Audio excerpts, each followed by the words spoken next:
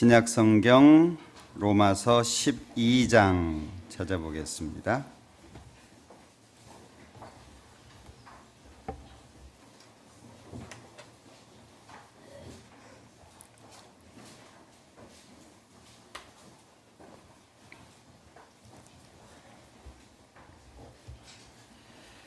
로마서 12장 15절 한 구절만 천천히 같이 읽겠습니다. 즐거워하는 자들로 함께 즐거워하고 우는 자들로 함께 울라.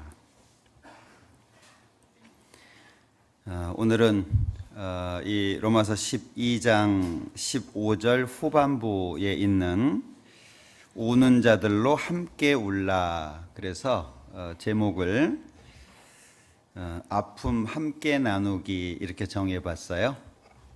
지금 수양회가 계속 진행되고 있는데 몇 차례 수양회를 참석하면서 많은 분들 상담도 좀 하게 되고 이런저런 사정도 듣게 되고 세상에 아픈 사람들이 참 많다. 물론 육신적으로 아픈 사람도 많지만 마음이 아픈 사람들이 참 많다라는 생각을 하게 됐습니다.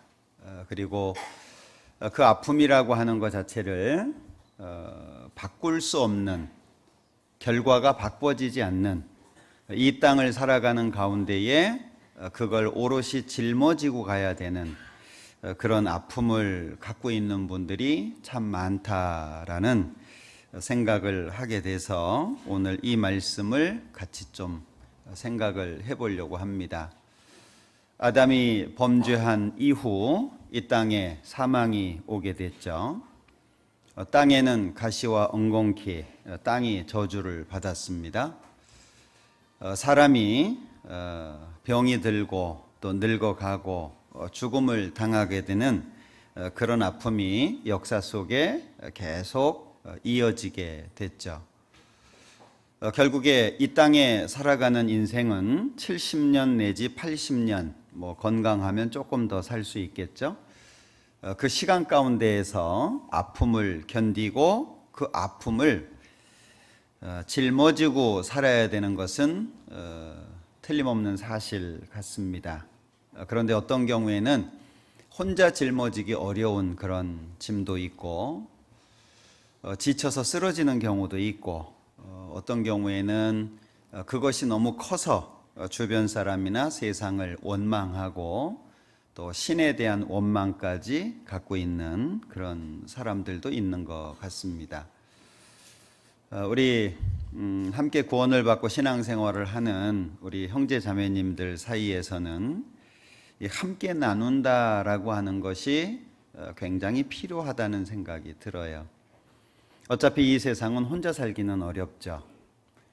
자기가 잘못해서 어려움을 겪는 사람도 있고 또 타인의 잘못으로 인해서 아픔을 겪어야 되는 사람도 있고 또는 자신은 열심히 바르게 살지만 어떤 환경적이나 시대적인 상황 속에서 아픔이 또 생기는 경우도 있습니다. 또 원치 않지만 질병에 걸리는 경우도 있죠. 지금 우리 교회 안에서도 항암 치료를 받고 계시는 그 회복을 위해서 애쓰고 계시는 분들이 계시잖아요. 그리고 최근에 또 아프신 분들도 있고 원치 않는 그런 어려움들이 또 생깁니다. 또 살자면 또 우리 옛날 어르신들 목구멍이 포도청이라고 먹고 살아야 되니까 아파할 시간만 있는 건 또 아닌 것 같아요. 아픔은 아픔이고 또 어떻게든 살아야 되는, 참 인생이라고 하는 것 자체가 정말 어렵다라는 생각을 다시 한번 해보게 됩니다. 그런데 오늘 읽었던 이 말씀은 로마서 12장 1절 2절에 보면 구원을 받은 사람들, 믿음을 소유하고 있는 사람들의 삶의 자세를 말씀하시는 내용 중에 일부분입니다. 1절에 보면 그러므로 형제들아 내가 하나님의 모든 자비하심으로 너희를 권하노니 너희 몸을 하나님이 기뻐하시는 거룩한 산 제사로 드리라. 이는 너희의 드릴 영적 예배니라. 참된 예배가 무엇인지를 지금 말씀하고 있는데 이 내용은 구약을 이해해야 이해할 수 있는 말씀입니다. 구약에는 하나님 앞에 제사를 드릴 때 돌단을 쌓고 짐승을 잡아서 그리고 각을 떠서 번제단 위에 올려놓고 불을 태우죠. 죽여서 드리는 제사가 구약의 제사인데 여기는 산 제사입니다. 살아있는 제사죠. 어떻게 살아있는 제사를 드리냐? 여기 너희 몸을 그랬으니까 옛날에는 짐승으로 제물을 삼았지만 이제는 구원받은 사람의 몸이 제물이 되는 겁니다. 그래서 먹든지 마시든지 무엇을 하든지 다 하나님의 영광을 위하여 하라. 그래서 예배는 시작하고 끝나는 게 없는 거예요.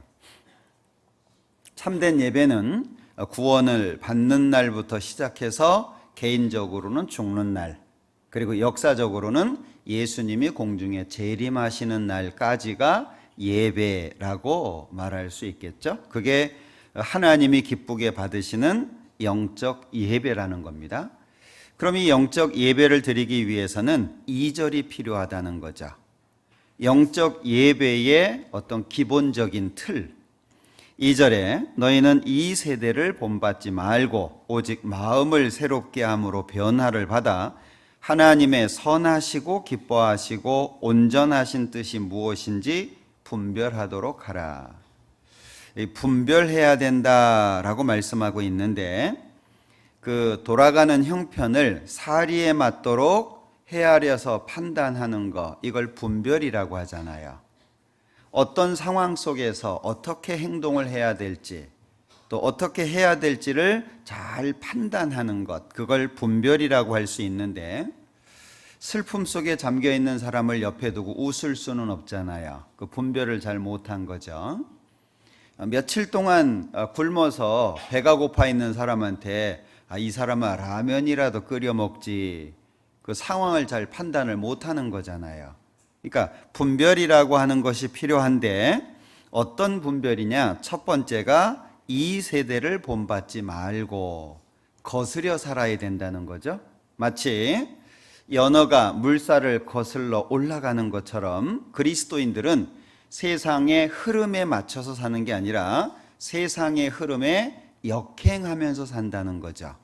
하나님이 연어를 만들어 놓으신 이유라고 생각이 들어요. 그 물살을 거슬러 올라가잖아요.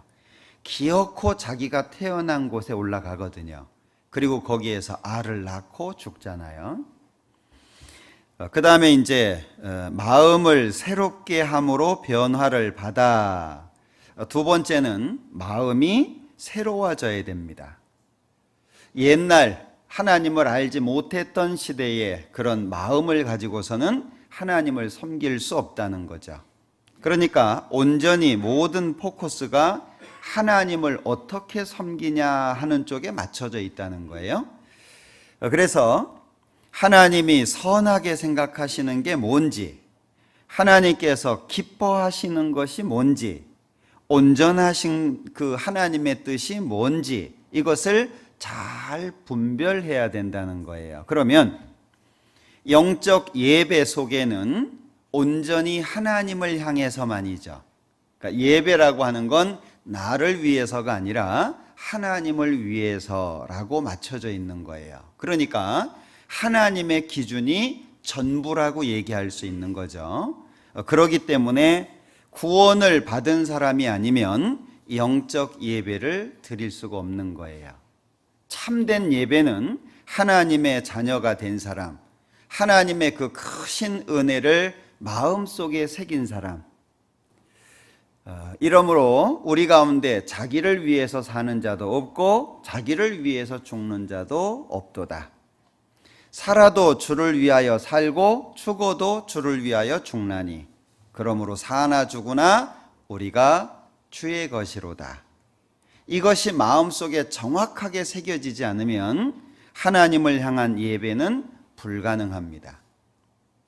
왜 하나님을 이렇게 섬겨야 되냐? 하나님은 욕심쟁이, 뭐 줄 생각을 해야지 왜 이렇게 달라고만 하냐 이럴 수 있습니다. 그런데 하나님의 참된 사랑을 마음속에 온전히 받게 될 때에 영적 예배 이것이 가능해질 거예요. 자, 그런데 그 내용 가운데에 15절을 우리가 읽었는데 많은 것을 말씀하고 있습니다. 그런데 우리가 신앙생활을 할 때 하나님을 믿는 사람으로 살아갈 때 가져야 되는 아주 중요한 마음 중에 하나가 우는 자들로 함께 울라, 아픔을 공유하는 겁니다. 그걸 성경에서는 체휼이라고 표현하고 있는데, 체휼이라고 하는 말은 체는 몸을 뜻합니다. 몸 체자죠. 휼은 긍휼히 여긴다, 불쌍히 여긴다 이런 뜻의 한자입니다. 그러니까 체휼 그러면 상대방의 아픔을 내 아픔처럼 느끼는 거죠. 저 사람이 힘들어하는 것이 마치 나의 힘든 일인 것처럼 생각하는 게 체휼입니다. 그것이 신앙인이 갖추어야 될 큰 덕목 중에 한 가지죠. 수양회를 가보면 좋은 모습 때문에 기뻐하는 일들이 많습니다.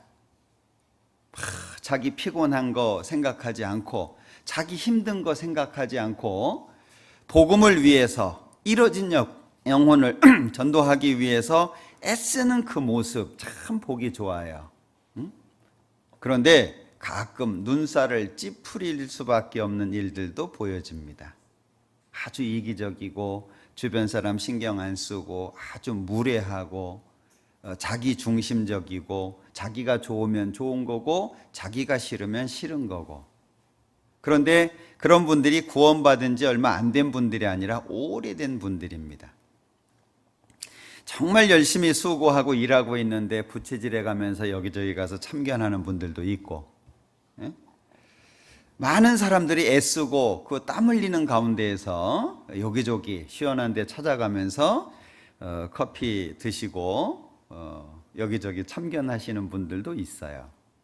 그런가 하면 다른 사람을 아프게 하고 어렵게 하는 그런 경우도 우리는 종종 볼 수 있는 것 같아요. 왜 그럴까? 신앙적인 그 인격의 연단은 본인의 의지와도 관련이 있습니다. 내가 나중에 예수님을 어떤 모습으로 만날까? 우리는 다 예수님 만날 거잖아요. 구원받은 모든 사람들은 예수님을 분명히 만납니다. 어떤 모습으로 만날까? 특히 집회라든지 수양회 때 가보면 공통적으로 말씀을 하시는 분들이 있어요. 나 구원받았다. 그런데 같은 얘기 뭐하러 또 듣냐? 많이 계셔요. 나 구원받았다. 천국 간다니까? 그런데 이거 내가 들은 얘기인데 똑같은 얘기인데 뭐하러 또 듣냐? 생각해 보세요. 들은 말씀 실행이 되든가요? 우리는 듣는 게 중요한 게 아닙니다. 듣는 이유는 그 말씀을 내 삶 속에 적용시키기 위해서예요. 그러니까 마음이 세상에 있거나 신앙적으로 제대로 세워지지 않은 분들의 마음은 똑같은 얘기로 들려요. 이게 지루하죠. 근데 신앙 안에서 하나님을 향한 마음이 되면 새로운 얘기입니다. 처음 듣는 얘기예요. 아주 신선한 얘기죠. 그렇기 때문에 마음에 담을 수가 있어요. 삶이 새로워질 수밖에 없죠. 자, 여기 우는 자들로 함께 울라. 오늘 제목을 아픔 나누기라고 정해봤는데요. 이 세상에는 아픈 사람들이 훨씬 더 많은 것 같습니다. 아픔이 많다는 건 뭘 말하죠? 같이 짊어져야 될 일이 많다는 얘기겠죠. 그 사람 혼자 놔두면 넘어질 수밖에 없고 실족할 수밖에 없으니까 누군가가 옆에서 거들어줘야 돼요. 백지장도 맞들면 낫다라고 말하잖아요. 아무리 가벼운 것이라고 해도 함께하면 충분히 이겨낼 수 있는 상황도 될 거예요. 그래서 고통과 슬픔은 나누기와 빼기가 필요하겠죠. 고통과 슬픔은 나누기하고 빼기를 합니다. 그런데 기쁨과 즐거움은 곱하기 하고 더하기를 하죠. 그래야 우리가 신앙생활을 하는데 하나님 앞에 점점 하나님의 마음에 들게 삶이 바뀔 거예요. 성경을 이렇게 보다가요, 우는 자들로 함께 울라. 성경에 아픈 사람들이 누가 있을까 생각해 보니까 너무 많더라고요. 누가 있을까 처음 생각난 사람이 한나였어요. 저는 개인적으로 누가 아플까, 어떤 사람이 마음이 아플까 했을 때 처음 제 머릿속에 떠오른 사람이 한나였는데, 엘가나라고 하는 사람에게 두 아내가 있었죠. 한나와 분인나라고 하는. 그런데 분인나는 자녀가 있어요. 한나는 자녀가 없습니다. 그래서 하나님 앞에 기도를 합니다. 엘가나의 사랑을 독차지하지만 자식이 없는 것 때문에, 그리고 분인나가 계속 격동시키잖아요. 그 사무엘상에 보면 분인나를 대적이라고 표현하고 있는데, 이 대적은 사탄입니다. 그러니까 우리 그러잖아요. 저 사람이 저 마귀 짓 한다고. 이 대적이 되는 거예요. 계속 한나의 마음을 힘들게 합니다. 그러니까 하나님 앞에서 자식 하나 얻기를 위해서 기도하잖아요. 그런데 오랜 시간 소리는 들리지 않고 입만 움직이니까 엘리라는 대제사장이 보고 술 취한 줄 안 거예요. 야, 너 어느 때까지 포도주 먹을래? 끊어라. 대제사장으로부터 오해를 받았으니. 만약에 교회 생활을 하는데 담임 목사한테 오해를 받으면 신앙생활하기 힘들겠죠. 네? 힘들 거 아니에요. 맨날 봐야 되는데 오해를 받으면 이 사람 나쁜 사람이네. 실제 그러지 않은데, 그렇다면 얼마나 힘들겠어요. 엘리가 한나를 오해한 거잖아요. 술 끊어라 그랬을 때 이 한나가 나는 술 취한 게 아니다. 하나님 앞에 나의 마음을 통하는 건데 나는 마음이 슬픈 여자라 그러잖아요. 그 슬픈 나는 마음이 슬픈 여자다. 그 한나의 마음을 우리가 얼만큼이나 이해할 수 있을까요? 자식이 없고 분인나가 어렵게 하니까 힘든 상황이구나 라고 생각할 수는 있는데, 그 아픔의 크기를 우리가 얼만큼이나 느낄까?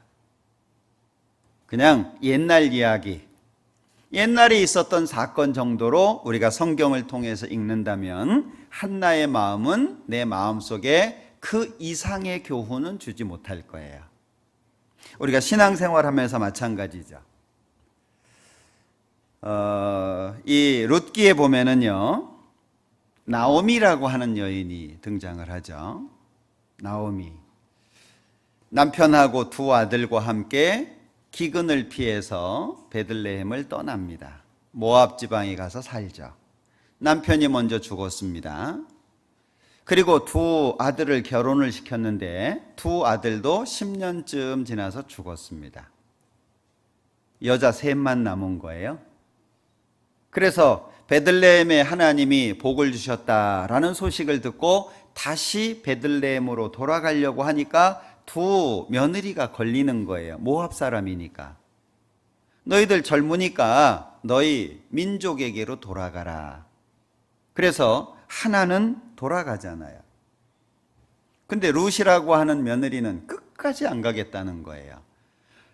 같이 두 사람이 베들레헴으로 돌아가는데 나오미 왔다고 많은 사람들이 환대하잖아요. 그때 나오미가 뭐라고 얘기합니까? 나를 나오미라고 하지 말고 마라라고 해라. 마라. 이스라엘 백성들이 출애굽하면서 홍해를 건너서 처음 도착한 곳이 마라죠. 마라라는 말은 쓰다는 얘기입니다. 그러니까 이 나오미가 풍족하게 나갔는데 빈손 들고 돌아가는 거예요. 남편 죽었죠. 두 아들 죽었죠. 그리고 아무것도 없이 다시 베들레헴으로 돌아가는 그 나오미의 마음이 어땠을까? 우리는 드라마를 보면서도 눈물을 흘리잖아요. 공감해서. 근데 성경 읽으면서 눈물 흘려 보십니까? 성경 읽으면서? 성경 읽을 시간이 부족해서 감정이입까지는 잘 안 되나요? 그 나오미가 얼마나 마음이 아팠을까. 성경에 보면 그런 사람들이 많이 나오더라고요. 이 누가복음에 보면 사가랴라는 사람하고 엘리사벳이라고 하는 세례 요한의 부모님이죠. 나이가 많이 들었는데 자식이 없어요. 이스라엘 사람들은 생명은 하나님의 소유, 그래서 자식은 하나님이 주신다고 생각하고 있는데 자식이 없다는 얘기는 하나님 앞에 복을 못 받았다는 얘기입니다. 얼마나 마음이 아프겠어요. 누가 뭐라고 하지 않아도 그 자식 없는 것 때문에 얼마나 힘들까요? 지금 이제 우리 교회 안에도 결혼을 했는데도 불구하고 자녀가 없는 집들이 있잖아요. 그 앞에서 자녀 이야기하는 것이 쉽지 않죠. 이 사가랴와 엘리사벳 어땠을까? 특히 누가복음 2장에 보면 안나라고 하는 여자분이 등장합니다. 안나. 참 오래 산 분으로 나와요. 결혼하고 7년 동안 남편이랑 살았습니다. 결혼해서 7년 동안. 그리고 84년을 과부로 살고 있어요. 공감이 잘 안 되시나요? 너무 오래돼가지고 84년을 남편 없이 혼자 삽니다. 성경을 이렇게 쭉 보다 보니까 아픈 사람들이 너무 많은 거예요. 특히 우리 잘 알잖아요. 요한복음 4장의 사마리아 여인. 예수님과의 대화 속에서 예수님께서 네 남편 데리고 와라. 저 남편 없습니다. 예수님께서 야, 이 여자 낯짝 두껍네. 이렇게 얘기 안 하시잖아요. 네가 하는 말이 참이다. 네가 남편이 5이 있었다. 지금 있는 자도 네 남편은 아니다. 네 말이 옳다. 예수님 말씀하시잖아요. 우리 같았으면 어땠을까요? 이것이 어디에서 너 지금 6번째랑 살고 있잖아. 그럴 수 있죠. 근데 예수님께서는 그렇게 안 하셨어요. 특히 요한복음 5장에 보면 베데스다라고 하는 연못에서요 38년 된 환자가 침상에 누워 있잖아요. 예수님이 가서 보니까 오래도록 병에 걸려 있는 거예요. 낫고 싶으냐? 물이 동할 때 천사가 가끔 연못에 내려오는데 그러면 물이 동합니다. 제일 먼저 들어간 사람은 어떤 병이든 낫는 거예요. 그런데 누가 나를 넣어주지 않아서 내가 이러고 있어요. 내가 들어갈 수가 없는데 누가 나보다 먼저 들어갑니다. 이 사람 누가 넣어줘요? 아니 자기 살기 바쁜데 누가 이 38년 아니 380년 됐더라도 누가 신경 쓰겠습니까? 내가 낫는 게 먼저인데 누가 나를 넣어주지 않아서 내가 낫지 못하고 있다라고 얘기하잖아요. 그런데 그 사람을 예수님이 네 침상을 들고 걸어가라. 나았어요. 근데 유대인들은 뭘 갖고 흠을 잡았죠? 안식일 범했다는 거. 자, 이걸 보면 이 세상에 아픈 사람들이 많은데 그 아픈 사람들의 마음을 헤아려 줄 수 있는 사람도 또 적은 것 같아요. 38년 동안 환자로 누워있다가 나았으면 얼마나 기뻐해야 돼요. 잘 됐다. 너 정말 좋겠다. 정말 진작에 빨리 낫어야 되는데 이제라도 나았으니까 됐다. 그래야 될 거 아니에요? 그런데 안식일 범했다고 이 사람 책망하잖아요. 자, 우리의 마음이 아픈 사람에게 대해서 어떤 마음을 가지고 있나? 여기 요한복음 8장에 보면 간음 중에 잡힌 여자 잘 아시죠? 사람들이 돌멩이를 들고 왔습니다. 그리고 8장 4절에 이렇게 얘기해요. 이 여자가 간음하다가 현장에서 잡혔나이다. 상황을 구체적으로 설명하고 있죠. 자, 이 여자의 마음이 어땠을까요? 물론 죄를 짓다가 걸렸으니까 할 말은 없을 거예요. 그러나 얼마나 수치스러울 거며, 그죠? 현장에서 잡힌 거예요. 그런데 모든 사람들은 돌멩이 들고 예수님이 죽여라 그러면 돌멩이 던질 태세예요.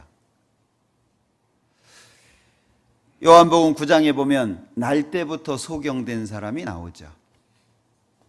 예수님께서 그 소경을 고쳐주십니다. 그런데 하필이면 안식일이에요. 하필이면. 이 날 때부터 소경된 사람 얼마나 어렵겠습니까? 그의 아픔을 함께 나누어 줄 사람이 없는 거예요. 성경을 보면 많은 사람들이 나오더라고요. 아픈 사람들이 이 외에도 더 많습니다. 그런데 공통적인 게 뭐냐면 아픈 사람의 그 아픔이 오롯이 그 사람만의 몫이라는 거예요.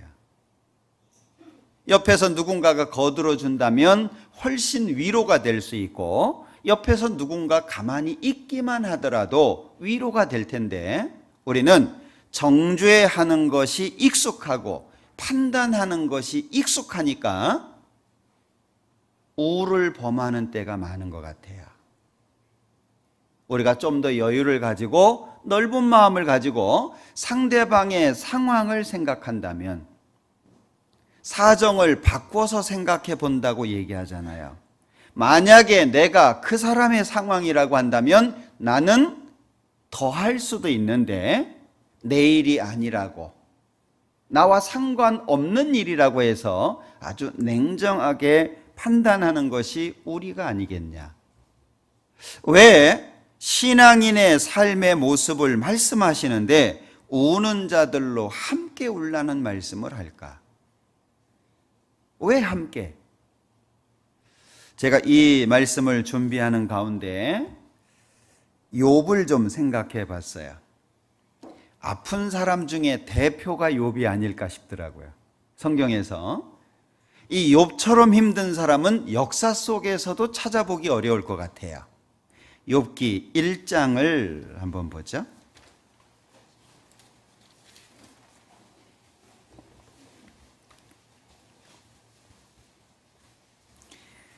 1절입니다. 우스 땅에 욥이라 이름하는 사람이 있었는데 그 사람은 순전하고 정직하여 하나님을 경외하며 악에서 떠난 자더라. 욥을 소개하고 있습니다. 2절. 그 소생은 남자가 7이요 여자가 3이며 그 소유물은 양이 7천이요 약대가 3천이요 소가 500결이요 암나기가 500이며 종도 많이 있었으니 이 사람은 동방 사람 중에 가장 큰 자라. 가질 것 다 가진 사람이에요. 자녀가 10명이니까 자녀의 복도 있어요. 재산이 많으니까 경제적인 복도 있습니다. 그러니까 남들이 보면 부러워할 만한 사람이라는 거죠. 야, 참 욥. 동방에서 가장 큰 사람입니다. 그런데 1장, 2장이 욥기의 배경이죠. 어느 날 1장 6절에 보면 하나님 앞에 사단이 옵니다. 어디서 왔냐? 7절에 하나님이 물으시니까 땅에 두루돌아 여기저기 다녀왔나이다. 이 사단의 특징이죠. 가만히 있지를 않습니다. 여기저기 다녀요. 분란을 일으키는 자니까. 하나님께서 내 종 욥을 유의하여 보았냐? 내 종 욥을 봤냐? 하나님이 욥을 크게 생각하고 계시잖아요. 그러니까 9절에 보면 마귀가요, 아니 까닭 없이 하나님을 경외하는 사람이 누가 있겠습니까? 아니 그렇게 재산을 왕창 주시는데, 아니 재산 그렇게 많이 주시면 누구든 하나님 섬기죠. 그러니까 하나님께서 그래, 그렇다면 몸에는 손대지 말고 그 소유물을 네 마음대로 한번 해봐라. 그러니까 이제 13절부터 시작해가지고요, 짐승들 다 뺏깁니다. 그리고 죽기도 합니다. 10명의 자녀 다 죽습니다. 그 뒤에 20절, 욥이 일어나 겉옷을 찢고 머리털을 밀고 땅에 엎드려 경배하며 가로되 내가 모태에서 적신이 나와 싸운즉 또한 적신이 그리로 돌아가올지라. 주신 자도 여호와시오 취하신 자도 여호와시오니 여호와의 이름이 찬송을 받으실지니이다 하고 이 모든 일에 욥이 범죄하지 아니하고 하나님을 향하여 어리석게 원망하지 아니하니라. 대단한 사람이죠. 우린 자식 하나만 죽어도 하나님한테 두 눈 부릅뜨고 대들 텐데 줄 때는 언제고 가져가시냐고. 여기 많은 재산 중에 양이 7천인데 다른 거 다 놔두고 양 7천만 갖고 가셔도 우리는요 하나님 섬기니 많이 할 거예요. 그죠? 이 욥이 보통 사람이 아닌 겁니다. 그런데 거기에서 멈추지 않고 2장에 보면 사단이 또 이 하나님 앞에 왔는데, 야, 욥 봤냐? 믿음 잘 지키지? 아이, 그거야 건강하니까 그렇죠. 그래? 그러면 이제 그 건강까지도 네 마음대로 한번 해봐라. 생명은 건들지 마라. 그러니까 2장 7절부터 악창이 나기 시작합니다. 이 성경의 내용을 본 그 의사들이 바그다드 부스럼이라고 흔히 얘기를 하는데요. 부종입니다. 몸이 붓는. 그러면 이제 이렇게 점점 부어오르다가 살이 터지죠. 진물이 흘러나오고 거기에 이제 파리가 알을 낳으면 구더기가 나와요. 그래서 이 욥이 고백하기를 내 살은 붙었다 떨어진다라고 고백하잖아요. 구더기가 덮인다라고 고백하잖아요. 그러니까 이제 악창이 들어가지고요. 8절에 보면 재 가운데 앉아서 기와장으로 재를 몸에 뿌리고 긁고 있는 거예요. 자, 이 정도 되면은 심각한 상황이죠. 그러니까 아내가 뭐라고 얘기하냐? 9절에 하나님 욕하고 죽어라. 아니 그 정도 됐는데도 하나님 믿냐? 하나님 욕하고 죽으라 그럽니다. 그런데도 불구하고 10절에 보면 10절 끝부분입니다. 이 모든 일에 욥이 입술로 범죄치 아니하니라. 우리가 하나님께 복을 받았다면 복을 받았을 때도 있고 재앙도 받지 않겠냐? 우리가 복만 받을 거냐? 근데 우리 마음은 어때요? 복만 받기를 원하죠. 그러니까 이 소식을 듣고 11절부터 아주 친했던 것 같아요. 친구 3명이 옵니다.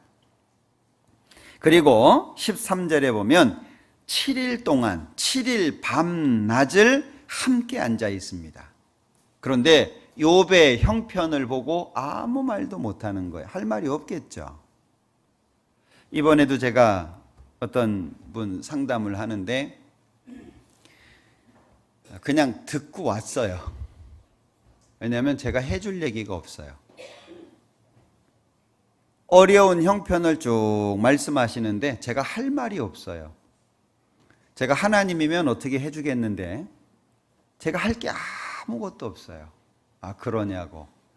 그러면서 끝나면서 기도할게요. 제가 할 수 있는 건 그거밖에 없었어요. 이 욥의 세 친구가 뭘 할 수 있었겠습니까? 아무것도 할 수가 없는 거예요. 그런데 문제는 3장 이후에 벌어집니다. 3장의 욥이 너무너무 고통스러우니까 자기 생일을 저주하기 시작하죠. 그 자기 생일을 저주하는 그 얘기를 듣고 엘리바스라고 하는 사람이 4장, 5장, 15장, 22장에 욥을 정죄를 합니다.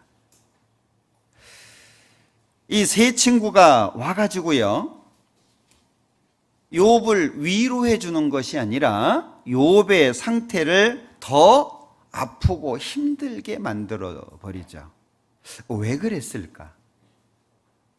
이 세 친구가 어리석은 사람들이 아닙니다. 아주 지혜로운 사람들입니다.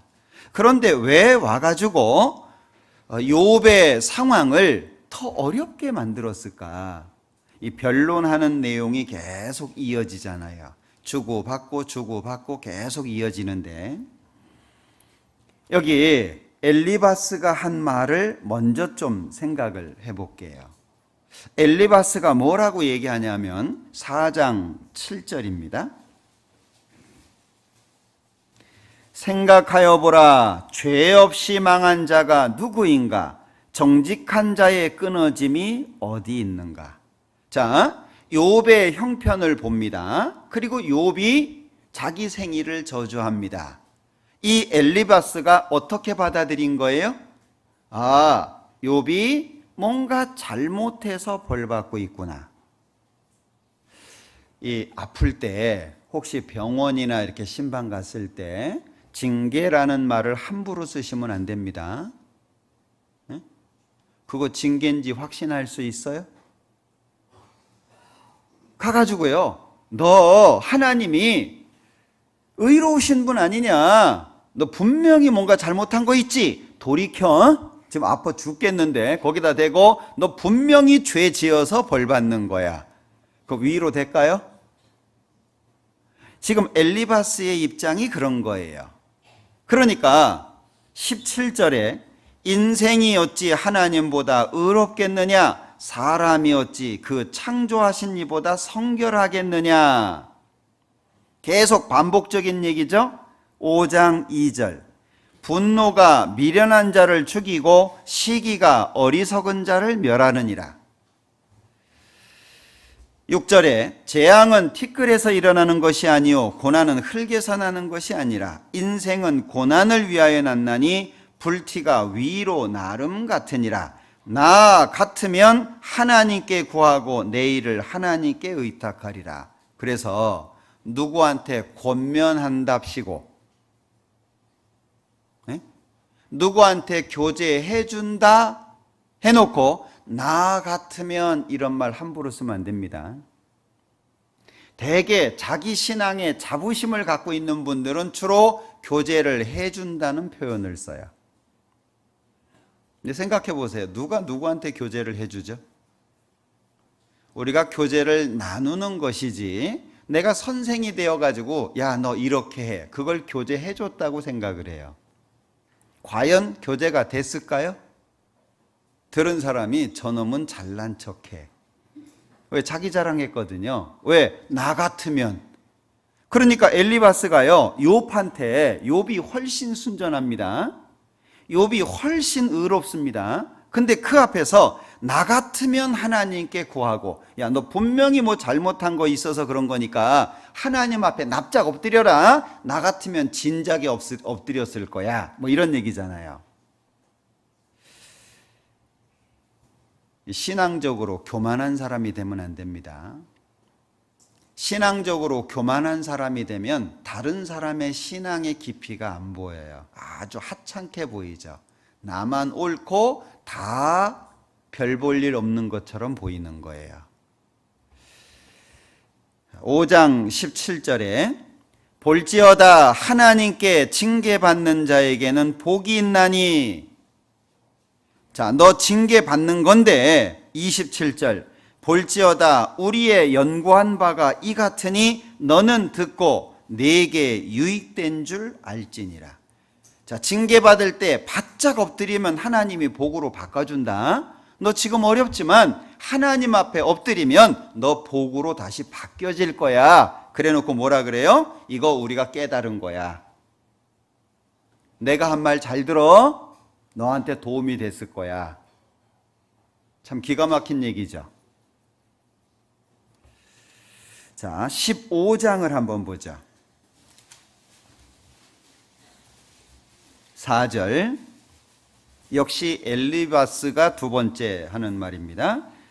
참으로 네가 하나님 경외하는 일을 패하여 하나님 앞에 묵도하기를 그치게 하는구나.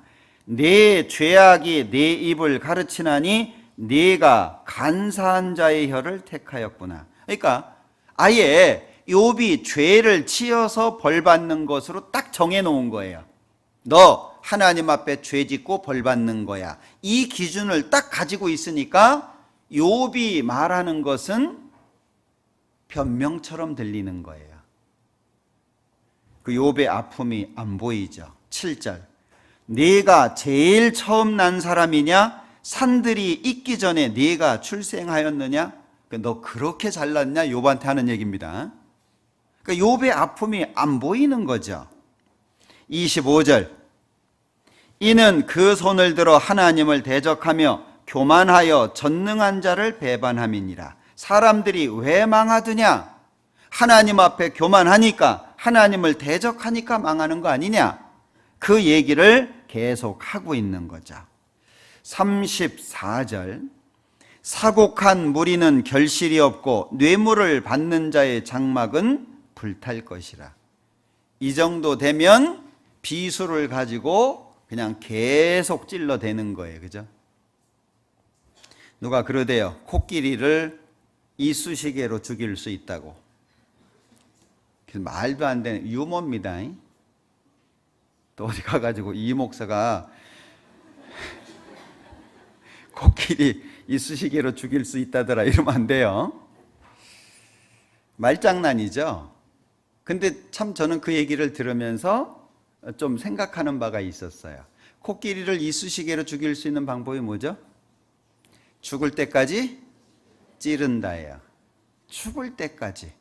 네? 얼마나 잔인한 얘기입니까 그게? 자, 그런데 이 세 친구들이 욥에게는 그런 거와 같은 거예요. 22장도 한번 보죠. 3절에 내가 의로운들 전능자에게 무슨 기쁨이 있겠으며 내 행위가 온전한들 그에게 무슨 이익이 있겠느냐. 15절 내가 악인의 밟던 옛적 길을 지키려느냐. 자, 21절 너는 하나님과 화목하고 평안하라. 그리하면 복이 네게 임하리라. 계속 반복된 얘기를 하고 있죠. 이게 엘리바스의 욥에 대한 권고였어요. 자, 두 번째 얘기한 사람이 빌닷이라는 사람인데 8장을 보죠. 이 빌닷은 8장, 18장, 25장에 걸쳐서 욥에게 얘기하는데요. 8장 2절 내가 어느 때까지 이런 말을 하겠으며 어느 때까지 내 입의 말이 광풍과 같겠는고. 4절 내 자녀들이 주께 특죄하였으므로 주께서 그들을 그 죄에 붙이셨나니. 말 잘하죠. 네? 빌닷이라는 사람이 네 아들들, 네 자식들 왜 죽었는지 알아? 네 자식들이 죄져서 그런 거야. 그 얘기잖아요. 이게 정말 잔인한 얘기입니다. 지금 자식 10명이 다 죽어가지고 힘들어하고 있는 사람한테 네 자녀들은 죄져서 죽은 거야. 그 얘기를 하고 있잖아요. 이 말이라고 하는 것이 정말 무섭죠. 13절 하나님을 잊어버리는 자의 길은 다 이와 같고 사곡한 자의 소망은 없어지리니. 그러니까 이 빌닷이라고 하는 사람도 마찬가지로 욥이 죄를 지었기 때문에 하나님 앞에 심판받는다고 생각하고 있는 거예요. 18절 18장입니다. 18장 4절 너 분하여 스스로 찢는 자야 너를 위하여 땅이 버림을 당하겠느냐 바위가 그 자리에서 옮기겠느냐. 너 분하여 스스로 찢는 자야. 말이 점점 과격해지죠. 우리가 누구한테 교제해 준다 이 말이 참 위험한 말 같아요. 내가 하나님이 아닌 이상 잘못할 수도 있거든요. 그리고 내가 권면해 주는 그 권면이 상대방에게 안 맞을 수도 있는 거잖아요. 약을 잘못 쓰면 어떻게 되죠? 죽을 수도 있는 겁니다. 그런데 자기 약에 대한 확신이 있는 거예요. 그래서 이게 어떤 일이 있고 어려움이 있을 때 교제를 하는 대상을 정하는 것도 굉장히 중요한 겁니다. 가능하면 전도인들하고 교제를 하라고 이야기하는 것이 어떤 비밀의 보장에 대한 부분도 있고요. 얘기를 하면은요, 이 퍼뜨리는 사람들이 있어요. 또 비밀스러운 이야기를 얘기를 했는데 그걸 다른 사람한테 얘기하는 거예요. 그럼 그 얘기는 순식간에 퍼지죠. 그리고 왜 전도인들하고 하라고 하느냐면 전도인이 완전하기 때문에 그런 건 아닙니다. 가능하면 성경에서 답을 찾으려고 하고 하나님이 세우셨으며 전념하는 사람이잖아요. 가능하면 성경에서 답을 찾아야 되잖아요. 저는 상담을 하면서도 당신 구원입니다, 아닙니다 이 얘기를 절대 안 합니다. 당신 구원이에요 그 얘기를 잘 안 해요. 왜? 제가 모르니까. 성경 안에서 필요한 얘기를 하려고 애를 씁니다. 그렇다고 해서 제가 실수를 안 할까요? 실수가 많아요.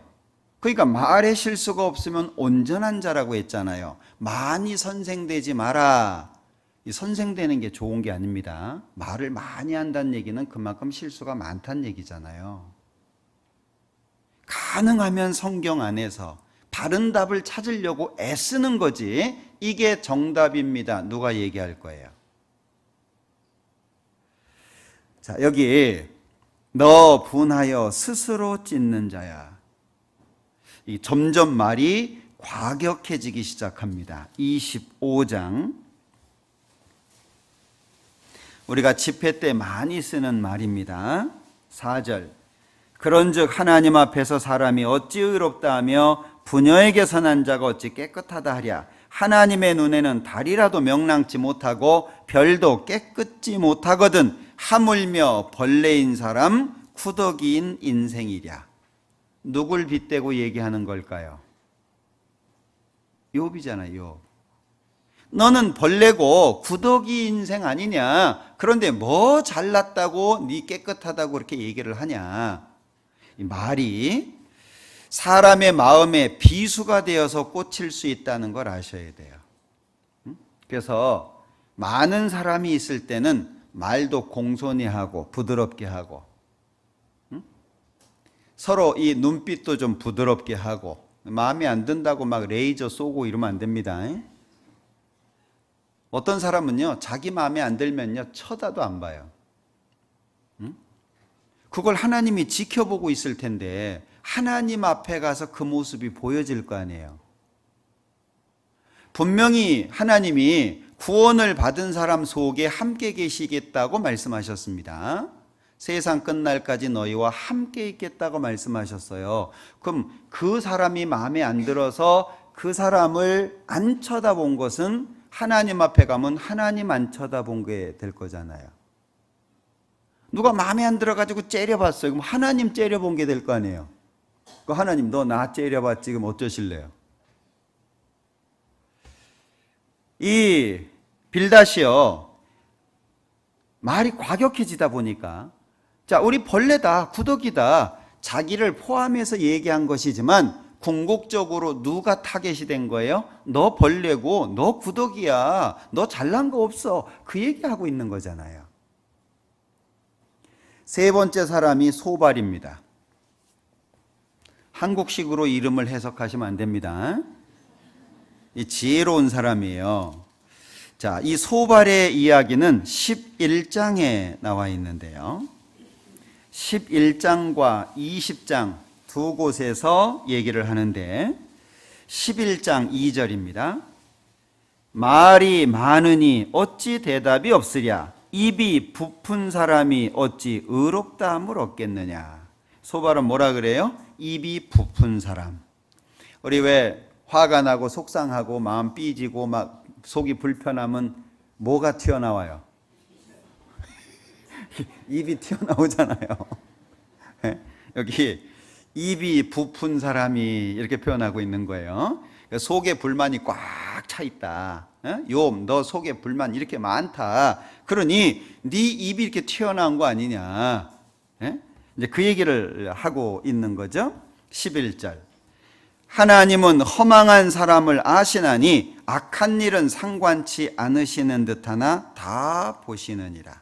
13절.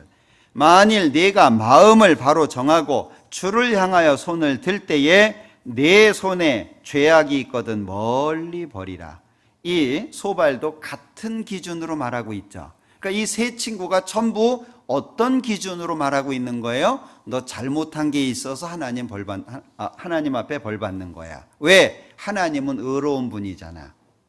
하나님은 거룩한 분인데 죄 없는 사람을 하나님이 벌을 내리는 경우는 없지 않냐?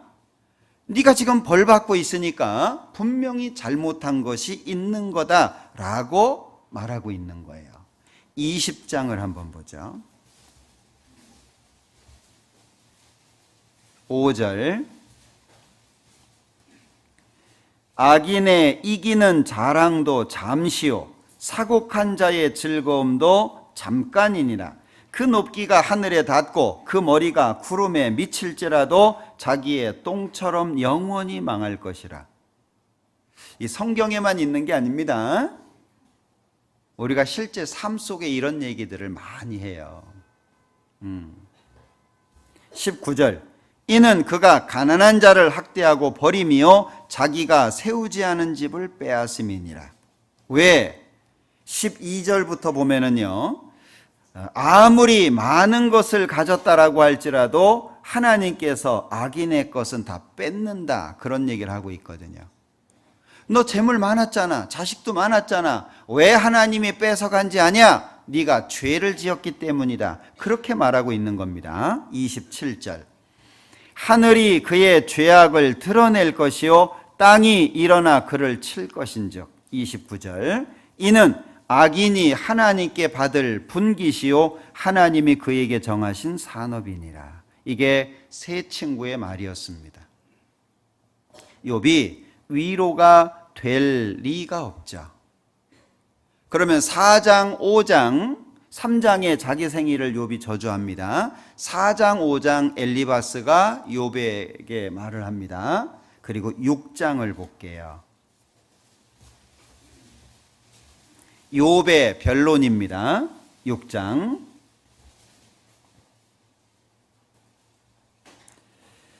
11절.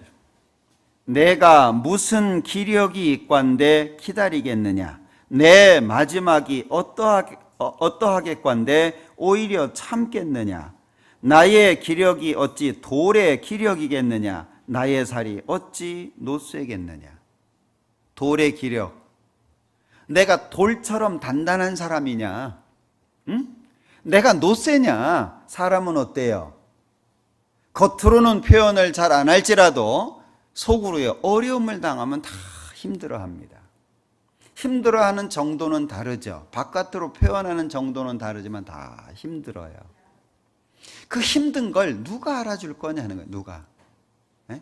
여기 내가 돌의 기력이냐 나의 살이 노쇠냐, 네가 왜 나를 그렇게 잡아먹을 듯이 대드냐, 지금 그 얘기하고 있는 거잖아요. 14절.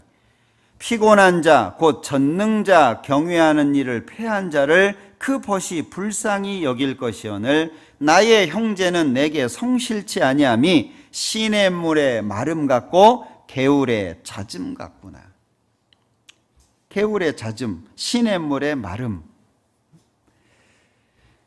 26절 같이 읽어봅니다. 너희가 말을 책망하려느냐? 소망이 끊어진 자의 말은 바람 같으니라.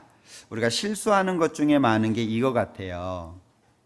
자, 너희가 말을 책망하려느냐? 욥이 한 말, 우리가 하는 말 있잖아요. 그 말을 책 잡으려고, 그걸 책망하려고 하느냐? 소망이 끊어진 자의 말은 바람 같다. 무슨 뜻이에요? 소망이 끊어진 사람, 마음 상한 사람은 할 말 못할 말 다 한다, 그 얘기예요. 우리 속상하면 뭐 좋게 얘기해요? 화가 그냥 머리끝까지 치밀었는데 그래가지고요, 이래가지고요, 뭐 그렇게 얘기 안 하잖아요. 그러니까 가정에서 엄마하고 자녀들 대화가 좀 날카롭죠. 그 엄마가 자주 하는 실수 중에 한 가지가 뭐냐면 정답을 반복해서 주입시키려고 한다는 거예요. 이 세 친구가 틀린 말 한 게 아닙니다. 욥에게 적용이 안 돼서 그렇지 이 세 친구가 한 말이 틀린 말이 아니에요. 맞는 말을 한 거예요. 문제는 욥한테 안 맞아요. 가정에서도요, 엄마들이 정답 얘기하잖아요. 근데 애들은 어떻게 알아들어요? 다 잔소리로 알아들어요. 왜요? 이미 엄마는 경험한 사람이기 때문에 아이들의 상황을 짐작해서 말을 하거든요. 엄마 때 다 그랬어. 엄마는 그거보다 더 했어. 그건 엄마지. 그 엄마가 그렇게 한 거지 애가 그렇게 하는 게 아니잖아요. 그러니까 이 대화를 하는 걸 보면 중간에 이 공간이 갭이 안 줄어요. 부모하고 자식 안 줄어요. 왜? 부모는 부모의 기준으로 계속 얘기하거든요. 자녀는 부모가 아니잖아요. 야, 내가 너 같았으면 그럼 차라리 애가 되든지. 부모하고 아이하고는 다르잖아요. 그런데 부모의 입장에서 이야기를 하는 거예요. 우리 신앙생활도 마찬가지입니다.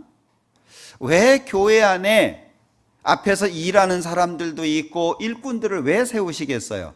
다양한 사람들이 있어요. 그거 좀 안아주기도 하고 얼러주기도 하고. 아기 때는 어때요? 아기 때는 다 받아주잖아요. 그죠? 안 받아주면 어떻게 살 거예요? 그런데 문제는 10년이 지나도 애인 경우가 있어요. 그거 어떻게 할 거예요? 야, 10년이 지났는데 너 여지껏 이러고 있냐? 이제 네가 알아서 해. 그러면 못 써요. 여기 소망이 끊어진 자의 말은 바람 같다.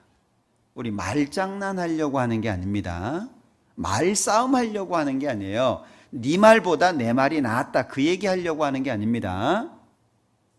그런데 이 세 친구들은요, 소망이 끊어진 자의 말, 욥이 너무 힘들어서 어려워서 한 말을 가지고 꼬투리를 잡아가지고 이제 욥을 공박하는 거예요. 그러니 욥이 얼마나 더 힘들겠어요.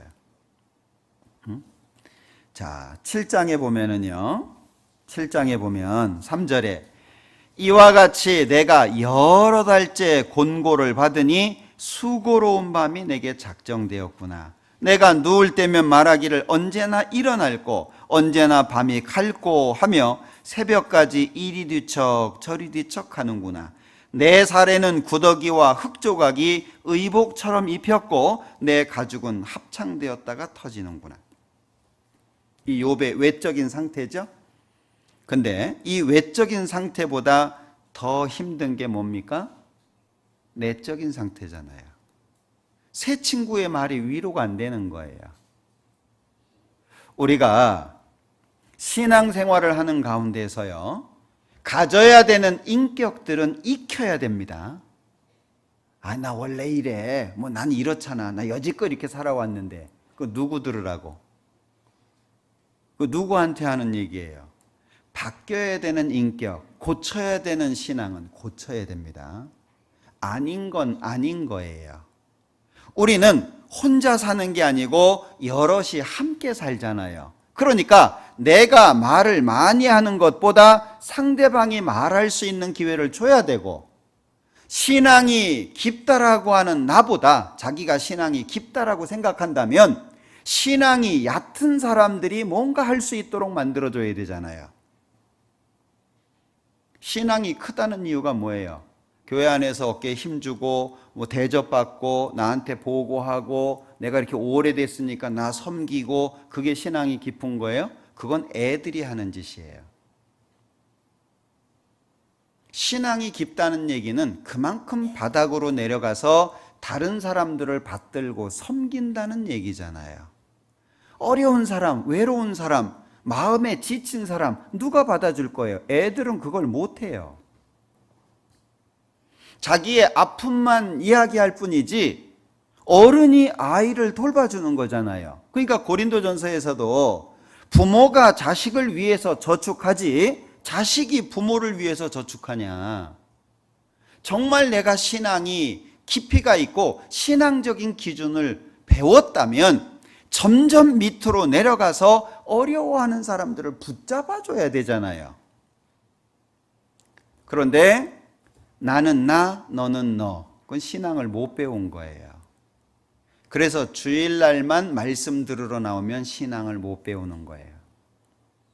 우리가 전도 집회를 한다든지 수양회를 하잖아요. 전도 집회를 하는 이유가 있어요. 크게 세 가지가 있는데, 첫 번째는 전도를 위한 겁니다. 가장 중요한 거. 그리고 두 번째는 구원 확증이에요. 내가 받은 구원에 대한 확증을 갖는 겁니다. 그리고 세 번째는 훈련하는 거, 훈련. 신앙생활 훈련하는 거예요. 수양회도 마찬가지지만 이 교회에서, 우리 교회에서 집회하잖아요. 많은 사람들이 봉사합니다. 청소 매일 해야 되죠. 많은 사람이 왔다 가면 교회당 지저분해지잖아요. 매일 청소해야 되죠. 밥해야 되죠. 주차 도와줘야 되죠. 할 일이 얼마나 많은지 몰라요. 그런데 신앙이 성장하지 않은 사람의 특징이 뭐죠? 그냥 자기만 달랑 왔다 갔다 하는 거예요. 그건 아이잖아요. 교회가 어떻게 돌아가는지, 점심때 밥이 어떻게 나오는지, 하나님이 도깨비 방망이 두드려가지고 매일 점심이 새롭게 나오는 건 아니잖아요. 네? 상관이 없는 거예요. 교회밥 맛있네? 그리고 가는 거예요. 설거지를 누가 하는지, 한 달에 어떤 사람들이 얼마나 많은 일을 하는지 관심이 없는 거예요. 신앙의 깊이가 깊어진다면 다른 사람의 아픔을 볼 수 있는 눈과 마음이 생겨야 돼요. 항상 언제까지나 나 섬겨라, 나 왜 안 섬기냐, 내가 이런데, 내가 어른인데, 그게 아니고 저 밑으로 내려가서 정말 외로워하는 사람. 이 욥의 세 친구가 그냥 아무 말 안 하고 욥의 손을 그냥 가만히 따뜻하게 잡아주기만 했다라고 할지라도 위로가 됐을 것 같아요. 친구야, 미안하다. 내가 할 수 있는 게 아무것도 없는데 기도할게. 아무것도 할 수 없지만 오히려 그게 위로가 되지 않겠습니까? 자기 아는 거 많다고 지식 자랑한 거잖아요. 결국에 욥 앞에서 난 이만큼 알아. 너 내가 이만큼 가르쳐 줬으니까 내가 가르쳐 준 대로 해. 욥의 마음은 계속 더 어려울 수밖에 없어요. 7장 15절. 이러므로 내 마음에 숨이 막히기를 원하오니 뼈보다도 죽는 것이 나으니이다. 뼈보다도. 이 고통을 뼈로 이야기하잖아요. 내가 생명을 싫어하고 항상 살기를 원치 아니하오니 나를 놓으소서. 내 날은 헛것이니이다. 하나님 나를 데려가 주세요 라고 얘기하잖아요. 실제 우리 어려움 속에 있는 분들은 죽기를 갈망하시는 분들이 있습니다. 너무 고통스러우니까 죽기를 원하는 분들이 있어요. 11절. 그런즉 내가 내 입을 금하지 아니하고 내 마음의 아픔을 인하여 말하며 내 영혼의 괴로움을 인하여 원망하리이다. 내가 바다니이까? 용이니이까? 주께서 어찌하여 나를 지키시나이까? 하나님 나를 빨리 데려가 달라는 얘기잖아요. 이 고통 그만 멈춰 달라는 얘기잖아요. 이 큰 아픔 속에 8장에 빌닷이라고 하는 사람의 말, 우리 읽었죠? 2절에 8장 2절. 네가 어느 때까지 이런 말을 하겠으며 어느 때까지 내 입의 말이 광풍과 같겠는가? 이 위로인가요? 불난 집에 기름 퍼붓는 거예요. 위로가 안 됩니다. 그래서 교제가 잘 안 돼서 교회를 떠나는 분도 있고, 사람 때문에, 누구 때문에 교회를 나오고 있지만 마음에 상처를 갖고 있는 분들도 많아요. 적어져야 되겠죠. 없으면 너무나도 좋을 텐데 100% 없지는 않을 겁니다. 그죠? 그럼 적어져야죠. 작아져야 되지 않겠습니까? 13장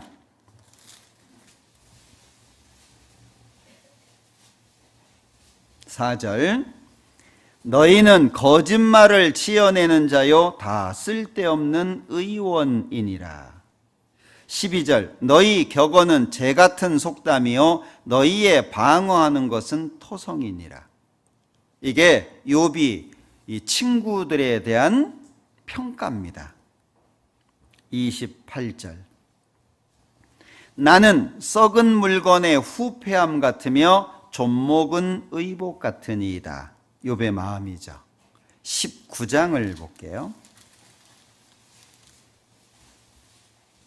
3절에 너희가 10번이나 나를 꾸짖고 나를 학대하고도 부끄러워 아니하는구나.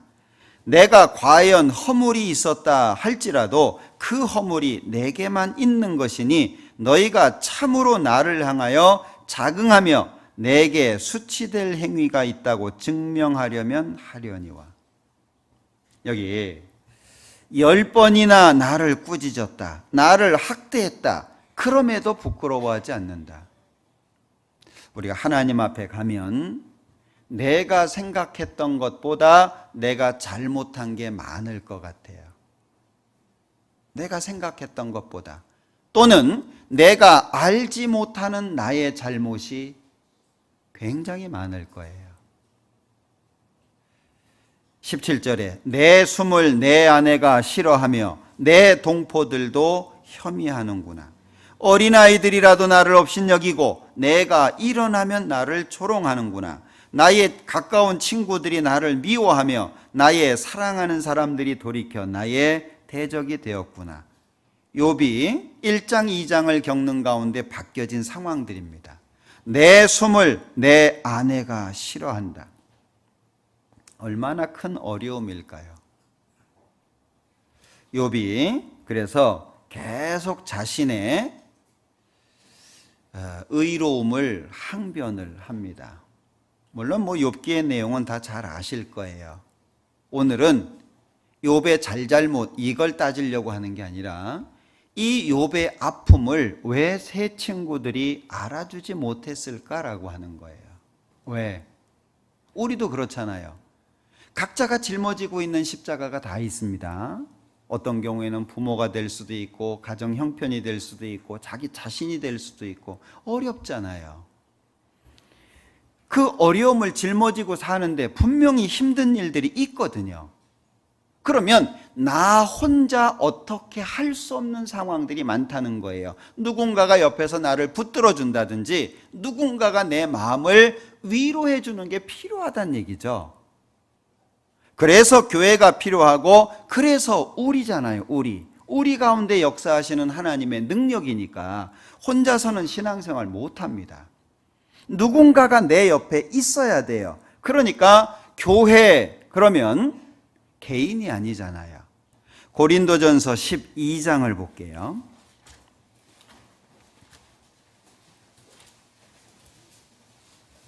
고린도전서 12장 12절입니다.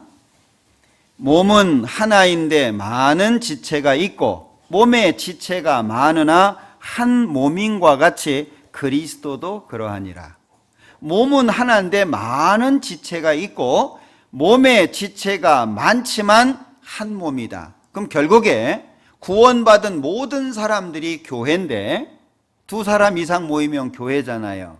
그러면 둘이 아니라 한 몸이란 얘기죠. 우린 한 몸이라는 거예요. 다른 지체라는 거예요. 그런데 하나님의 말씀이 내 마음속에 바르게 세워지지 않으면 남이 되는 거예요.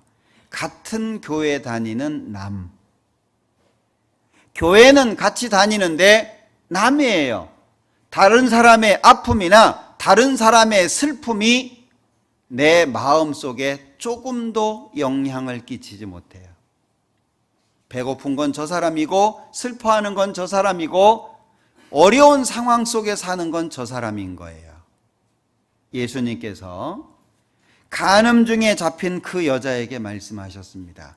나도 너를 정죄하지 아니하노니. 우리 어쩔까요? 어떤 사람이 간음 중에 잡혀서 우리 앞에 왔습니다. 우리 뭐라고 얘기할까요? 우리는 남의 흠을 얘기하는 걸 좋아합니다. 남 얘기하는 걸 좋아합니다. 그래 놓고 미화시키죠. 나는 그렇지 않은데 다른 사람들이 그래. 솔직해질 필요가 있지 않을까요? 우리는 신앙생활을 좀 더 정직하게 할 필요가 있다라고 생각이 돼요. 나는 안 그런데 새로 구원받은 사람들이, 새로 구원받으신 분들은 별로 잘 몰라요. 뭐가 뭔지 모르니까. 자기가 문제가 되는 거예요. 자기 문제를 비겁하게 다른 사람의 문제라고 얘기하는 거예요. 우리 생활 속에 그런 게 많습니다. 난 괜찮아요. 정말일까요? 한 몸이라는 거예요. 한 몸. 그러니까 나의 아픔이 다른 사람의 아픔이 되는 거고 다른 사람의 아픔이 내 아픔이 되는 거잖아요. 그러니까 한 몸이죠.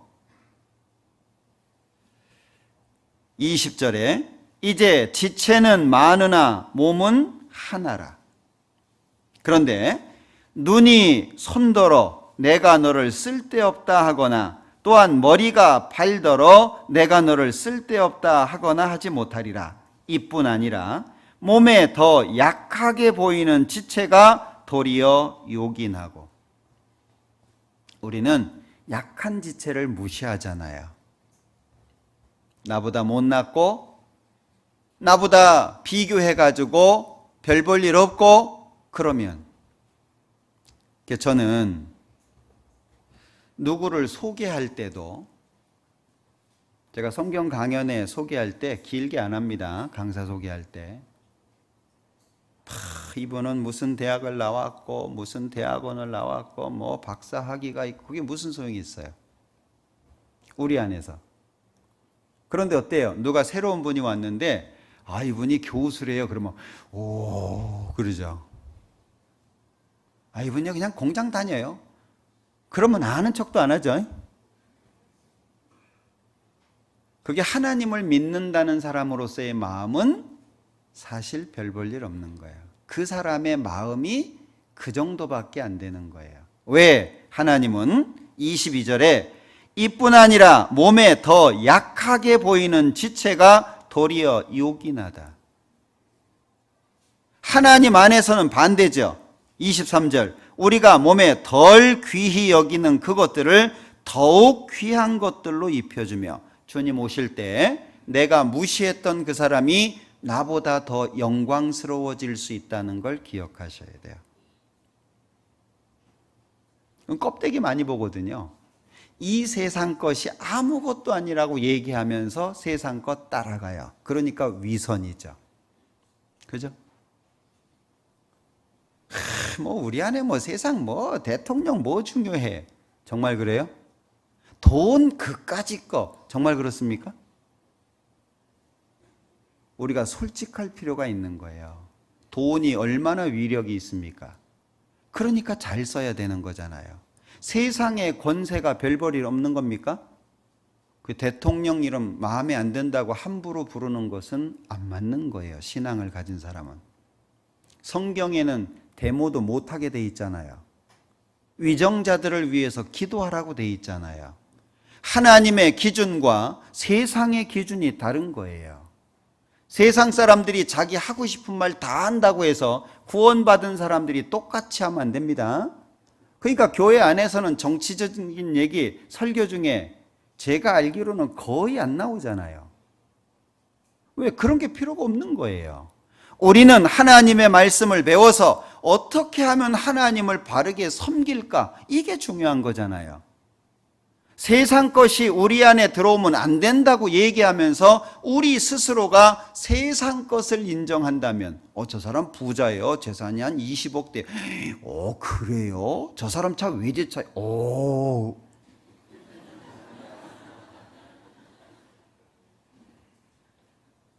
별 볼 일 없는 차 타고 다니면요 무시하잖아요. 그게 세상이거든요.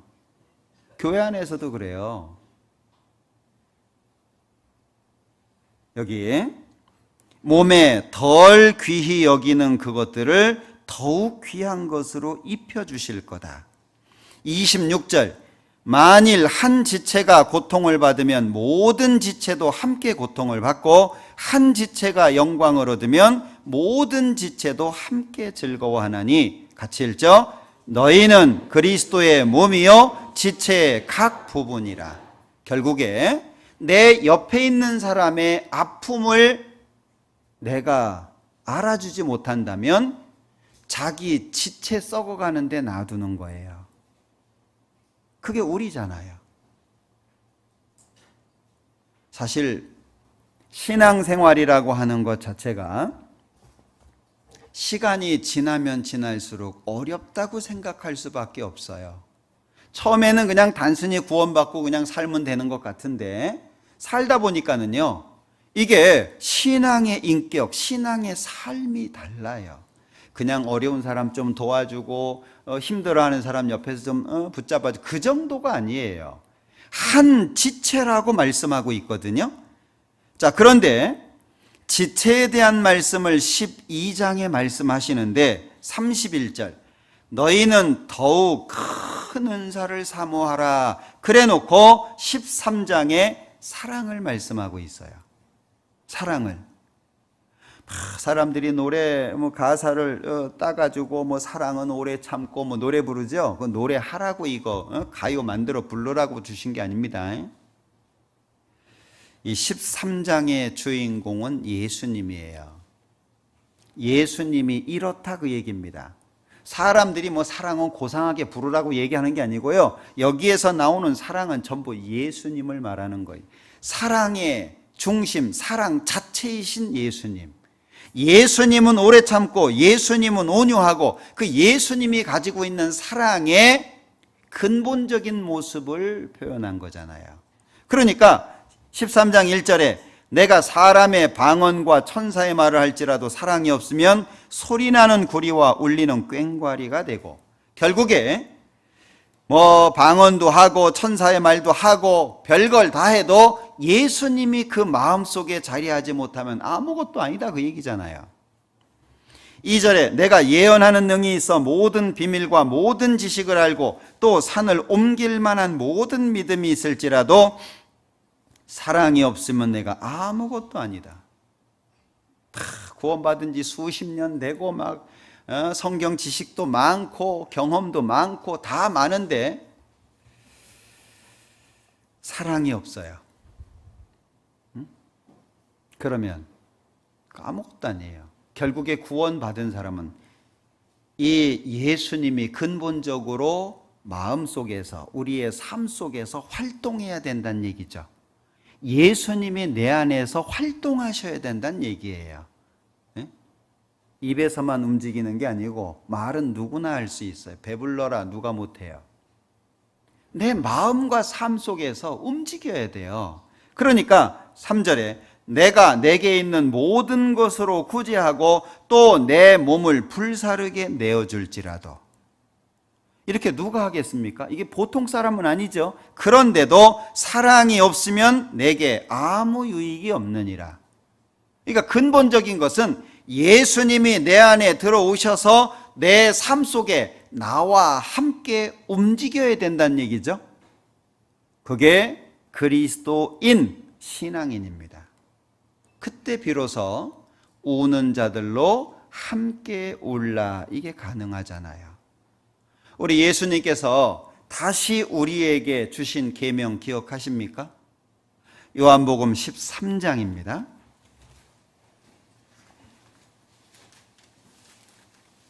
요한복음 13장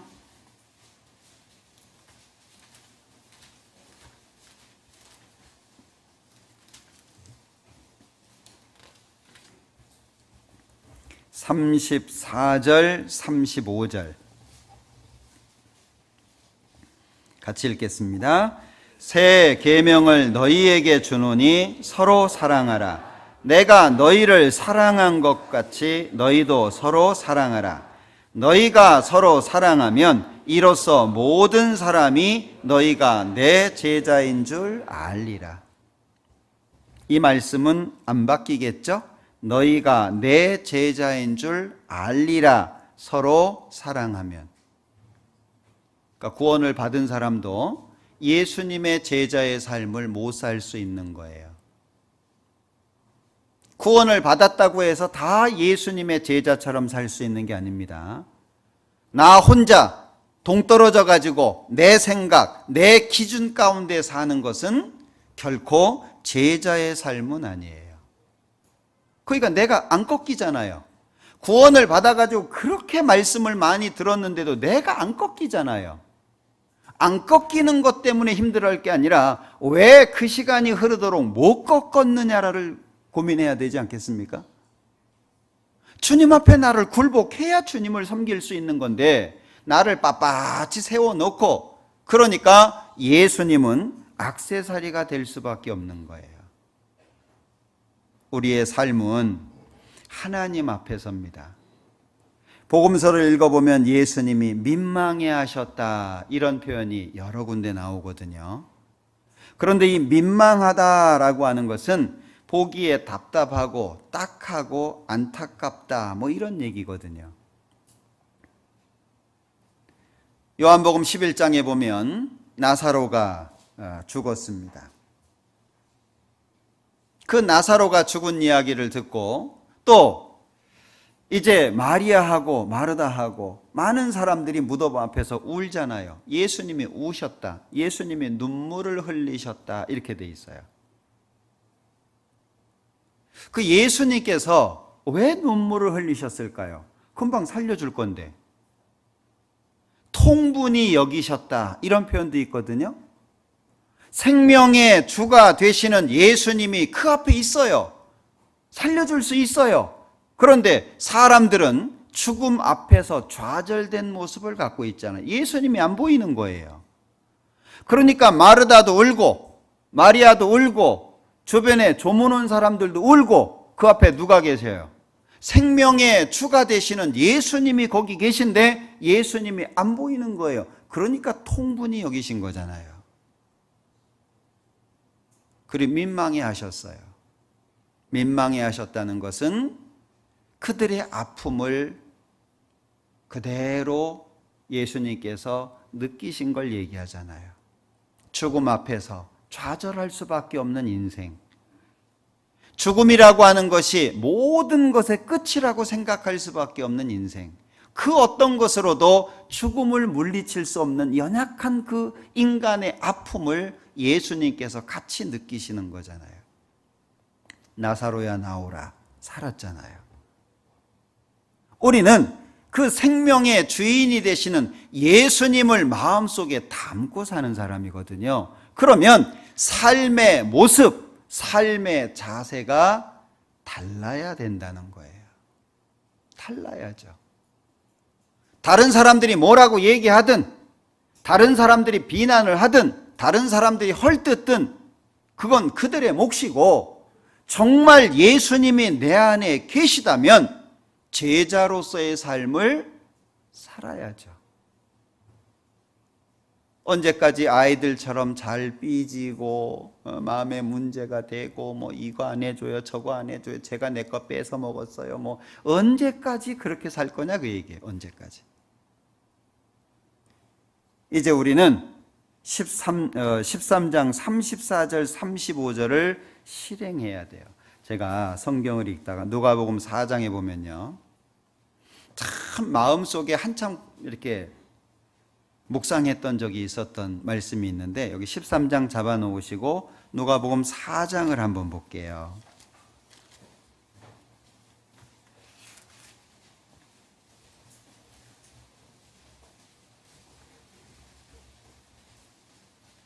(40절) 해질 적에 각색 병으로 앓는 자 있는 사람들이 다 병인을 데리고 나오매 같이 읽죠.